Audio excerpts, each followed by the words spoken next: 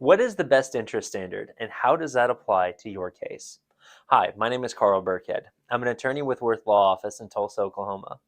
I've been practicing family and criminal law for 8 years now, and I want to help you make law easy by talking a little bit about what the best interest standard is and what that means for your child custody case. So, the best interest standard, it's what it sounds. It's the rule is, excuse me, if you are trying to figure out who to award custody of a child to, the test is what is in the child's best interest? Is it in the child's best interest to go with mom? Is it in the child's best interest to go with dad? Is it in the best interest for there to be a split of time in some way, shape, or form?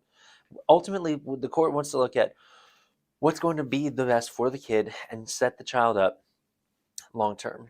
Now, in Oklahoma, there is a presumption. The presumption is that there are two fit and proper parents who are entitled to joint custody of the minor child. The presumption is it's in the child's best interest for both parents to have joint custody, equal time with the child whenever possible, so that way the child can enjoy a parent-child relationship with each parent for the same amount of time, have the same quality of relationship. That doesn't always work out though.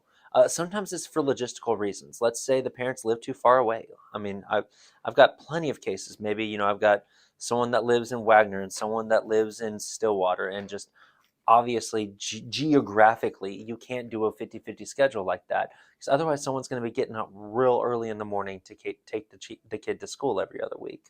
And maybe it's not geographical. Maybe it's an employment thing. Someone works maybe too many night shifts to where they're not really able to like handle the day to day, or maybe somebody just works 12 hours and can't handle like the school can't handle, but like feasibly can't do the school run, getting to school, from school, all of that. Or maybe it's not an employment thing. Maybe one parent really has some issues. If there's issues of domestic violence, or if there's issues of substance abuse, if there's something that's going on in one of the parents' lives that would prohibit them from being able to be a fit and proper parent to have joint custody of the child. Maybe they've got a bunch of like anger problems, or maybe they've got some psychological issues that need to be worked out. All of these things play a factor into what is the best interest of the child. So when I say that the presumption in Oklahoma is for both parents to have equal time with the children, yeah, that's the presumption, but it's a rebuttable presumption. So if you're in a situation where you're trying to figure out child custody, you're trying to figure out what is best for your child, these are the factors that we're looking at.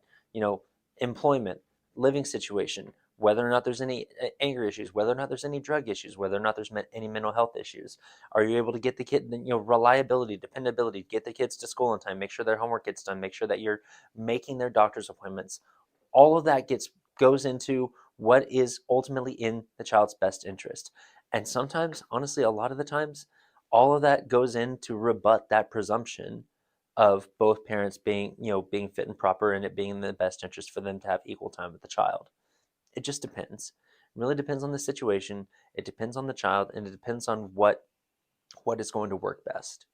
If you have questions about this, definitely give me a call. My name is Carl Birkhead. I'm with Worth Law Office, and I want to help you make law easy. Thank you.